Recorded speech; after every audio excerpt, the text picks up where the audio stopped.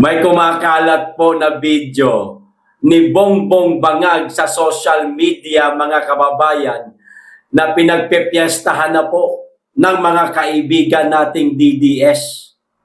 Sobrang nakakadiri po ang video. Yung pong nagmula po kay Dean Chase, mga kababayan, na kitang-kita po sa video si Mr. Bangag na hubot-hubad. Mula itaas hanggang baba, walang suot, mga kababayan. Kahit brief, wala. At hindi lamang po si Bongbong Bangag ang makikita sa video. Kasama pa ang kanyang may bahay na si Kokak. At meron pang isang lalaki, mga kababayan, tumayo si Bongbong Bangag mula po doon sa kama kasi nga meron silang ginagawang kahalayan, di umano, mga kababayan, tumayo, nagsuot ng salawal, nung ibinalik po yung camera sa kanya, bit-bit na po yung pipa, umuusok, sinisinghot na po ni Bangag, mga kababayan. Kung hindi po ako nagkakamali, damo yata ang tinitira niya doon sa video na kumakalat na po ngayon. Pagkatapos po ng video natin, dalawin niyo po ang pahina ni Dean Chase nang makita nyo pong personal, mga kababayan, yung nakakadiring video po ng mag-asawa. Nakakahiya na po ang Pilipinas na meron po tayong ganitong leader. No? Kung totoo man ito, sobrang nakakahiya na po talaga ang Pilipinas. Sa mga karatig bansa ho natin na dati, tumitingala lamang po sa atin. Ngayon, naungasa na po tayo. Naunahan na po tayo kasi hindi po mawala-wala ang korupsyon sa ating bansa. Bahagyang tumigil, bahagyang nawala ang korupsyon sa panahon ng Duterte. Pagpasok ng Marcos, naku po, triple po ang inangat. Grabe. Ngayon, ang ginawa kasi ng ating mga kababayan, imbis na video po yung kanilang i-share na mula po kay Dean Chase, in-screenshot lang po yung parting walang suot nga si Bangag. Kita po yung kanyang katawan eh. Walang brief. Tumayo, tapos suminghot. Parang pipa yata yun. Umuusok-usok pa nga eh. Yun po yung isa sa mga in-screenshot nila at ipinapakalat po nila sa social media ngayon. Nakita siguro ni Congressman Pulong Duterte, mga kababayan, nakapagbigay ho siya ng kanyang sariling komento. O eto po, ang komento ni Congressman Pulong Duterte. Grabe. Sobrang nakakadiri po yung video. Iwan ko lang kung kayanin nyo pong panoorin. O eto po ang sabi ni Congressman Pulong.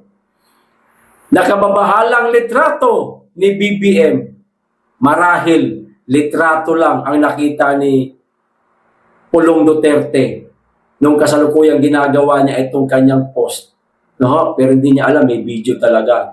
O ganito, inilarawan ni Representative Paulo Duterte ang kumakalat na larawan ni Pangulong Ferdinand Marcos Jr. na umano'y gumagamit, mga kababayan, ng illegal na droga. Kita nyo na? Kumakalat na. Aniya, maraming Pilipino ang nababahala at nanawagan ng independent at transparent forensic examination upang matigil ang anumang espekulasyon sa mga meron pong kakayahan at meron pong pera. Ipasuri nyo po itong bidyong kumakalat ngayon na nagmula po kay Dean Chase nang malaman po natin kung gaano po ito katotoo. Kasi kilala po natin yung mga yan, mga kababayan, sasabihin lang po nila, AI yan eh. Hindi naman totoo kasi nungalingan naman yan eh. Pero, hindi po nila magawang magpa-Hercule Grant test. Di ba? Tapos, AI. Nasa dokumentong inilabas ng CIDG, kasama ang artista. Tapos, AI? Di ba? Sa may mga pera dyan ng mga kababayan natin, baka meron po kayong kakayahan na ipa-authenticate yung video na yan para matigil na po ang spekulasyon.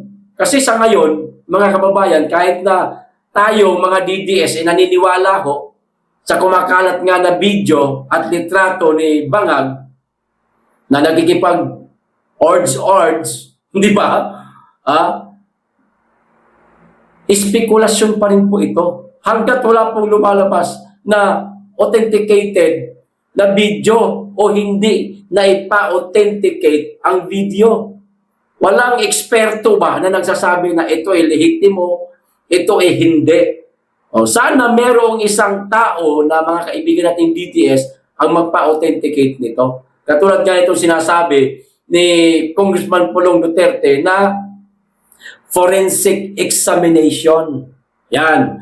Giit ni Congressman Pulong, kung totoo man, may karapatan ang mamamayan na marinig ang katotohanan.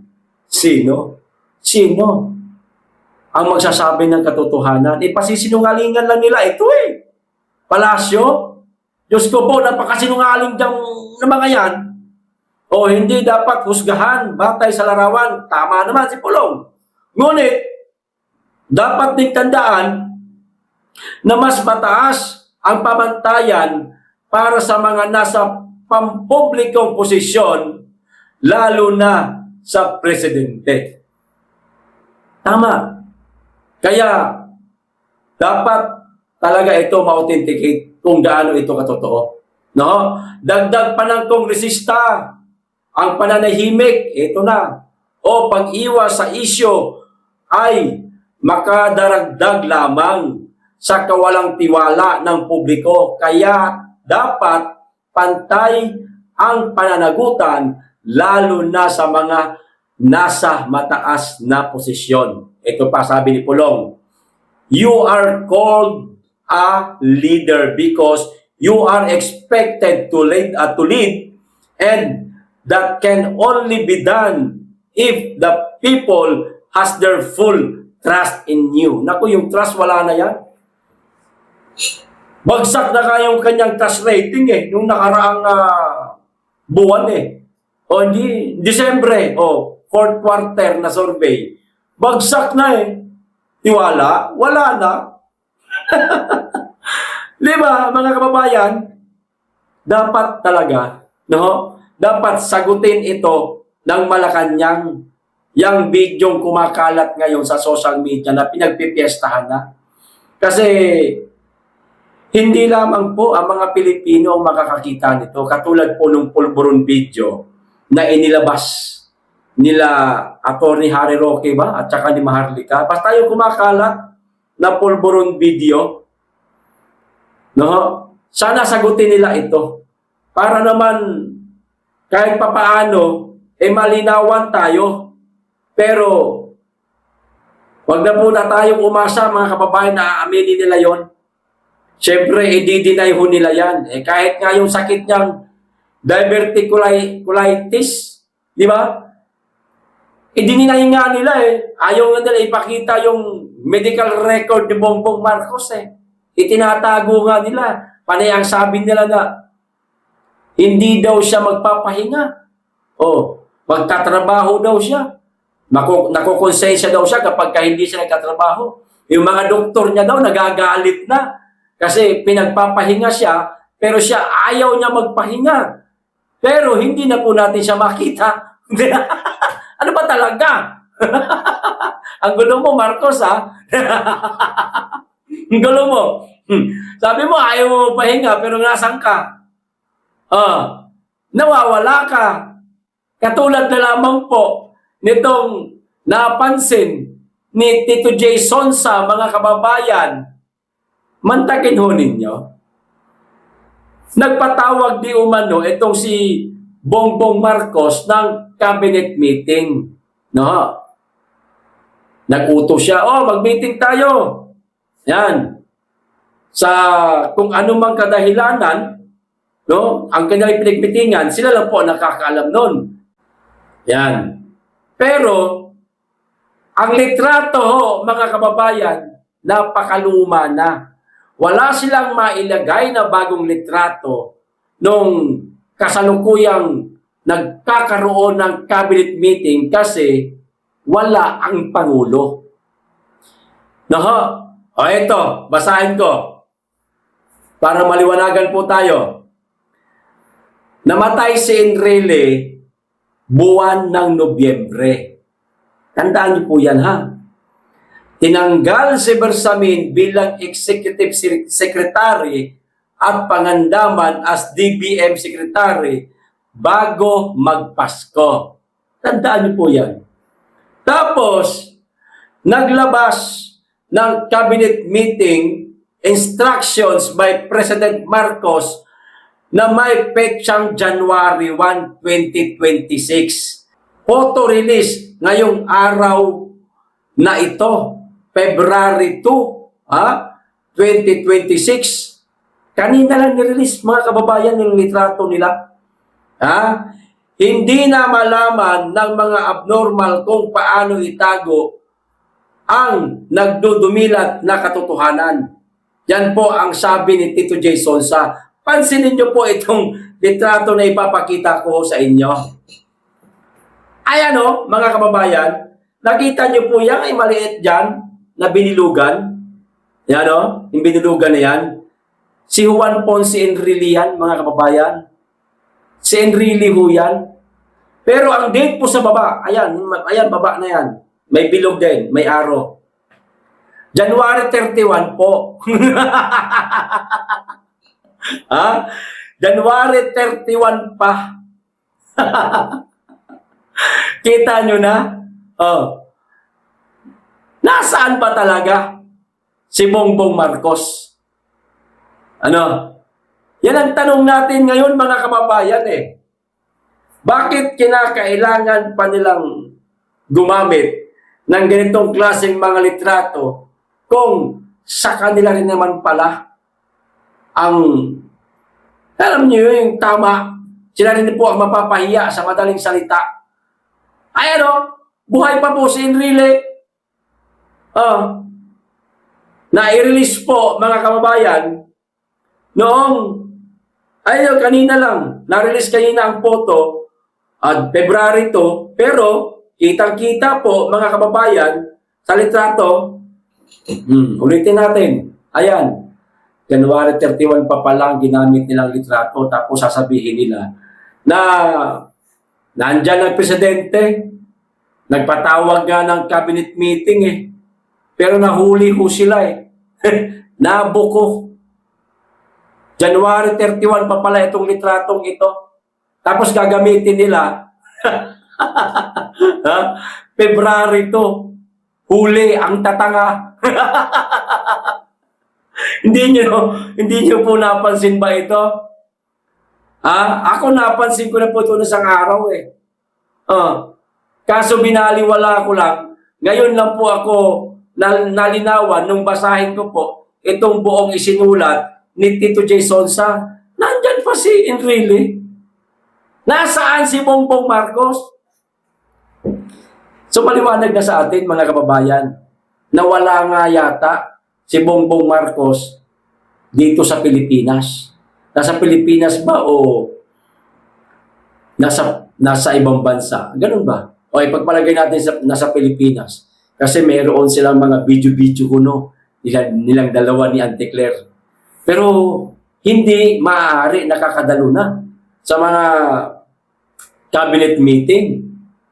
Malay natin, baka nakahiga na lang, mga kababayan.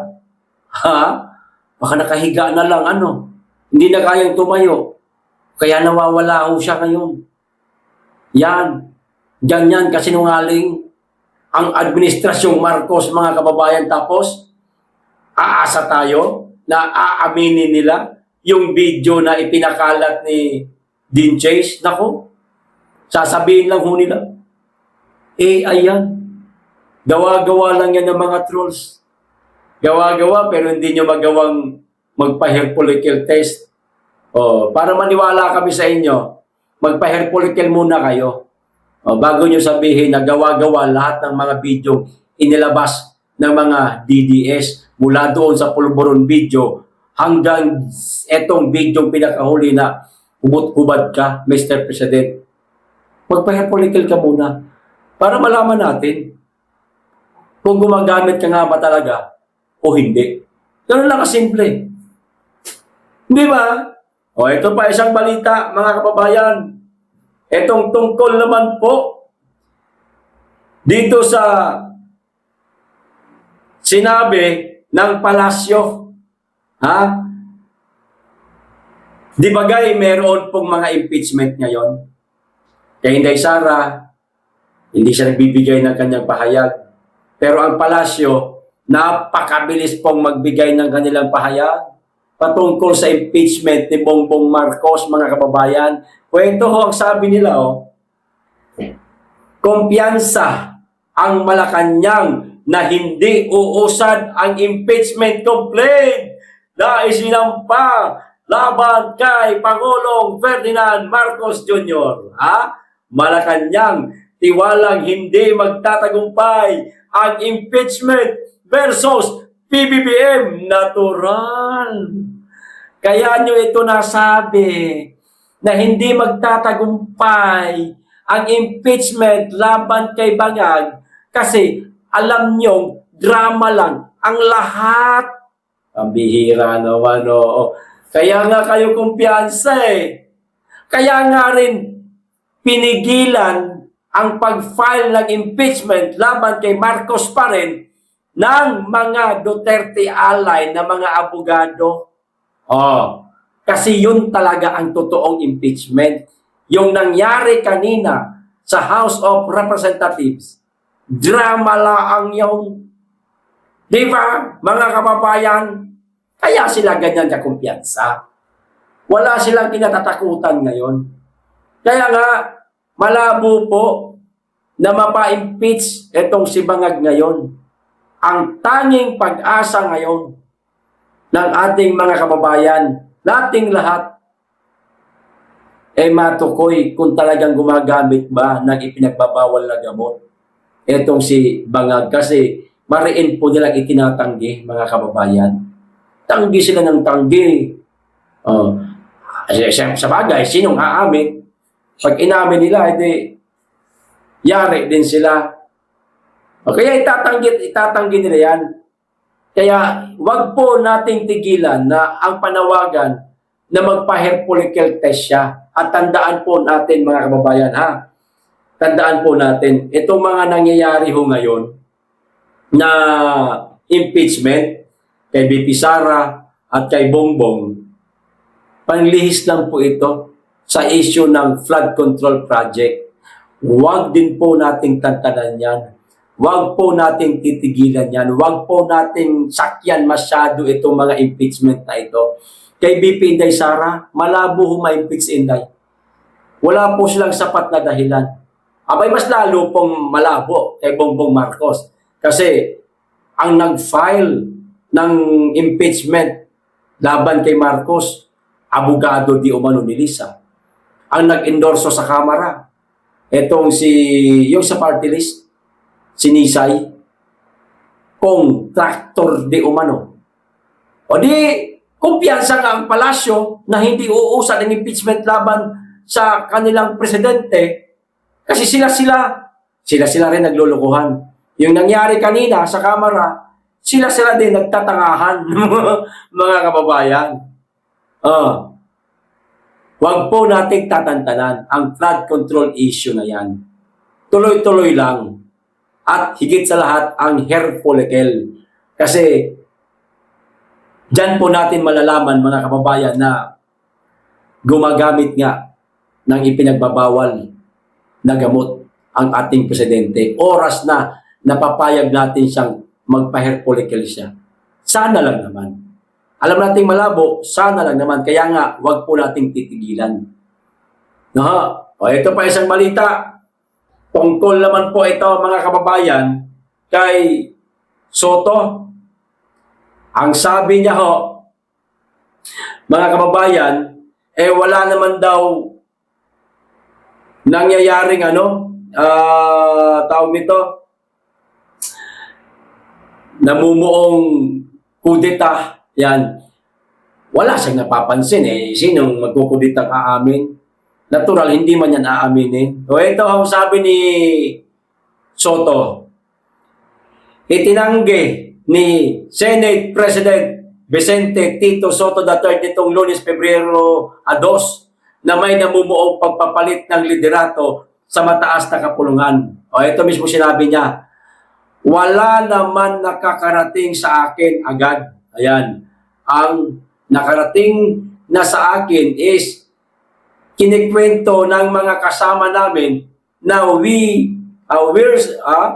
we're solid, there's no problem with the majority. Ganun yung narinig ko. Natural, Soto, wag kang tanga talaga. Grabe ka. Sino? Mabihira ito Sino ba ang aamin? Natatraydorin ka. Lalo na kasamahan mo sa mayorya. Aamin sila na, naku Soto, babaliktad na kami. Lilipat na kami sa minorya. Ikukudita ka na namin. Tanga ka ba? Sino nga amin? Natural, sasabihin nila, ay wala po. Solid kami sa'yo. Loyal kami sa'yo. Hindi ka namin papalitan. Hindi ka namin ikukudita. Bibiglain ka niyan, Soto, wag kang tanga. Di ba? Mga kababayan, o baka naman, pinalalakas na nitong mama na ito yung loob niya. Kasi natatakot na siya eh. Isipin nga, alam ni Ping eh. Ikaw hindi mo alam. Alam ng tropa mo na merong namumuong kudita dyan sa Senado. Hindi ba kinikwento sa'yo ni Ping? Nagpapalakas ka lang na loob. Kasi natatakot ka na mapalitan ka bilang Senate President. Ang hirap talaga kapag ka nagkaroon tayo ng senador, mga kababayan, na galing sa One Ball University. One Ball University law firm. Meron siya sariling law firm ngayon. Ano yan? Soto Lacson Law Firm. Antibay. Malakas siguro yung mga abogado na yan. Tanga lang ang puta. Umaasa siya na hindi siya mapapalitan. Hindi mas mabuti para mabulaga ka. Makarma ka sa ginawa niyo kay Chis Escudero. Di ba? Ito pa isang balita. Etong tungkol naman po, mga kababayan, sa sinabi pa rin ni Auntie Claire, unang palasyo, nag-alala para sa ekonomiya. Yan ang sabi hindi umano para sa kanyang sarili, kundi sa epekto sa ekonomiya ng bansa ang ipinag-alala ni President Bongbong Marcos Jr. kaugnay ng inihaing impeachment complaint laban sa kanya. Ekonomiya na naman ng ayon kay Palace Press Officer Jose Claire Castro. Si Claring, hindi na ho dapat pinaniniwalaan yan. Ako nga, hindi ko na pinapatulan yan. Natural, lahat po ng ikabubuti para sa amo niya, yan ang sinasabi ng babae na yan. Wala na pong kredibilidad yan. Malala pa po yan kay Trillanes yan si Auntie Claire. Kung si Trillanes napakaingay ng bibig, kung ano-ano ang sinasabi, mga paratang sa mga Duterte na napakahirap pong paniwalaan, mas malala po itong si Claring. Kitang-kita na ng ating mga kababayan at obvious na talaga na gumagamit ng pulburon yung amo niya, ipinagtatanggol niya pa rin. Sinasabi niya pa rin walang katotohanan na gumagamit ng pulburon yung amo niya. Kahit na ayaw magpa-hair follicle test, di ba? Napaka-obvious niyan, mga kababayan kung ako hamunin ako ng isang politiko, halimbawa si Marcos, sige nga, PN, ikaw nga. Oo! Magpapa-hair follicle ako. Pero sabay tayo.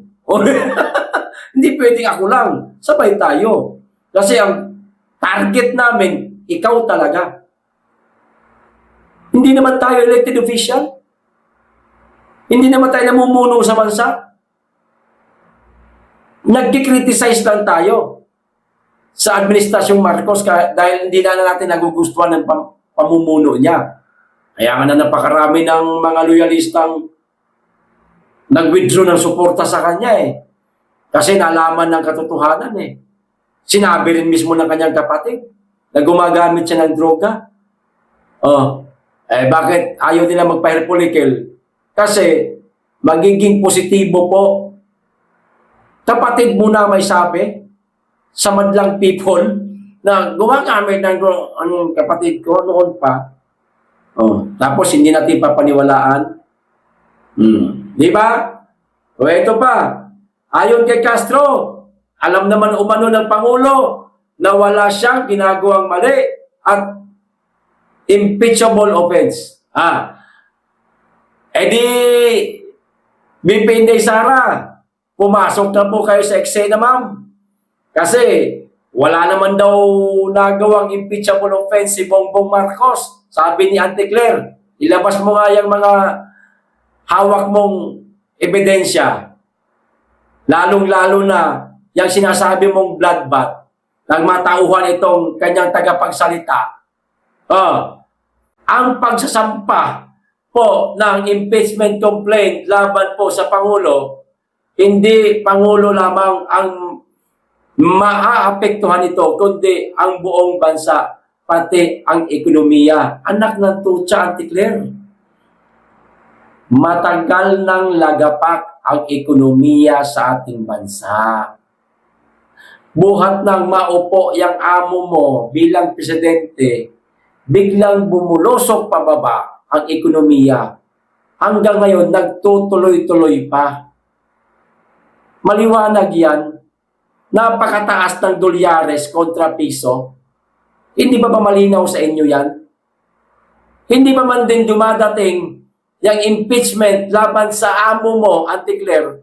Lagapak na ang ekonomiya. Huwag mong idadahilan ang ekonomiya para itigil ang impeachment sa tanga. Sa bangag mong presidente. Di ba? Bira naman, oo. Dineklara ng House Justice Committee na sufficient, informed o may sapat na batayan ang dalawang impeachment complaint na inihain laban kay President Marcos Jr. ngayong Martes. Sige, sabihin nyo pa uli yan na maaaring hindi umusad ang impeachment laban kay Bongbong Marcos. Malacanang, ulit-ulitin nyo yan hanggang sa marinde ang mga Pilipino. At baka yung mga bata ninyo na nag-prepare ng mga dokumento, inayayang si Attorney, ano nga pangalan nito, Andre De Jesus ba yan? Baka mapikon sa inyo yan, biglang mag-iba isip yan talagang totoong bumaliktad na yan kahit na alam naming drama lang yung impeachment na yan. Tapos ang sinasabi pa rito, sufficient informed, mga kababayan. So ibig sabihin po, meron pong sapat na batayan ang impeachment kay Bongbong Marcos. Alam niyo po ang estratehiya na ito. Sa akin lang po ito, mga kababayan. Kaya po nila sinabi na sufficient po ang impeachment kay Bongbong Marcos. Meron pong sapat na batayan. Alam niyo po, para saan yan? Sa palagay ko lang naman uli, nagpapalaki lang hulay ng presyo. Nagpapalaki lang ng presyo. Magugulat na lang po tayo. Baka sa susunod na araw, mga kababayan, mayroon na bigla-biglang tumama sa loto na napakalaking halaga. Loan better. Tumama sa loto, tapos biglang maititigil po ang impeachment hearing sa Kamara. Yun na yun.